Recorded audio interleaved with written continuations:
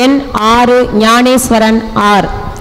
உலகத்தையே தங்கள் கையில் கொண்டு வர விஞ்ஞானிகளால் மட்டுமே முடியும். ஆனால் உணவை உங்கள் தட்டிற்கு கொண்டு வர உள்ளவனால் மட்டுமே முடியும். படைப்பவன் மற்றும் கடவுள் அல்ல, பசிக்காக உழைப்பவனும் கடவுள்தான். அப்படிப்பட்ட கடவுளுக்கு நிகரான விவசாய பற்றி தான் நான் பேச போகிறேன். நான் எடுத்துக்கொண்ட தலைப்பு விவசாயி ஒரு நாட்டின் முதுகெலும்பு.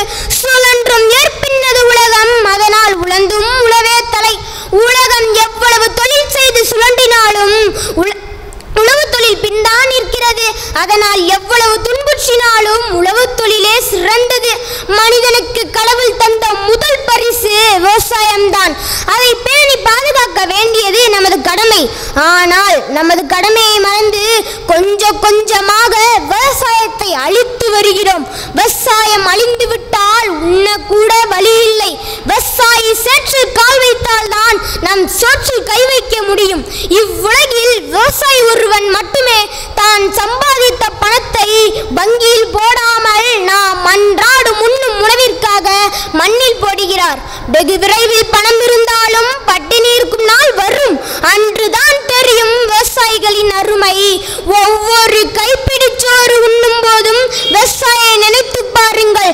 உணவை ஒருபோதும் வீணடிக்க மாட்டீர்கள். இதுவரை விளம்பரத்தில் ஈடுபடாத ஒரே தொழில் விவசாயம்தான். விவசாயம் என்பது தொழில் அல்ல, நமது உயிர். சினிமா பாப்பர்கள் எல்லாம் சினிமாவில் நடிக்க ஆசைப்படுகிறார்கள். சோறு சாப்பிடும் நாம் எல்லாம் ஏன் விவசாயம் செய்ய ஆசைப்படுவதில்லை? படித்தால் தான் வேலை, கை நிறைய சம்பளம் என்று கற்றுத்தந்த இன்றைய சமூகம் ஏன் விதைத்தால் தான் சோறு என்பதை சொல்லித்தர மறந்துவிட்டது. காட்டில் வேலை செய்பவனை கேவலமாகவும் கணினியில் வேலை செய்பவனை கௌரவமாகவும் நினைப்பவர்களுக்கு ஏனோ அறியவில்லை. அரிசியை கணினியில் அறுவடை செய்ய இயலாது என்று, அது ஒரு விவசாயியால் மட்டுமே முடியும் என்று உழுதுண்டு வாழ்வாரே வாழ்வர், மற்றவரெல்லாம் தொழுதுண்டு பின் செல்பவர் என்னும் வள்ளுவனின் குரலை நாம் உணர்ந்திட வேண்டும். தகுதி பார்க்கும் மக்களே, விவசாயின் கால் பட்ட அரிசியை தான் கழுவி உண்கிறோம் என்பதை ஒருபோதும் மறந்துவிட வேண்டாம். நம் நாட்டிற்கு மட்டுமல்ல, மற்ற எல்லா நாட்டிற்கும் முக்கியமான தொழில் விவசாயம்தான். எல்லோருக்கும் உணவுதானே பிரதானம். எனவே விவசாயிகள் தான் முதன்மையான தொழில் செய்பவர்கள். தமிழ் வளர்த்த பாண்டிய நாடும் நெல் வளர்த்த சோழ நாடும் உலகிற்கே முன்னோடியாக இருந்தது. உலகிற்கு சோறு போட ஏற்கலப்பை பிடித்த நண்பாழ்வு இன்று வரை ஏற்றம் காணாமல் இருப்பதற்கு யார் காரணம்? அரவணைக்காத கடவுளா, இல்லை அங்கீகரிக்காத அரசாங்கமா? இல்லை, விவசாயத்தை அலட்சியமாக பார்க்கும் நாமே அதற்கு காரணம். நம் நாட்டின் இன்றைய மிக முக்கிய தேவை இளம் விஞ்ஞானியை விட இளம் விவசாயிகள் தான்.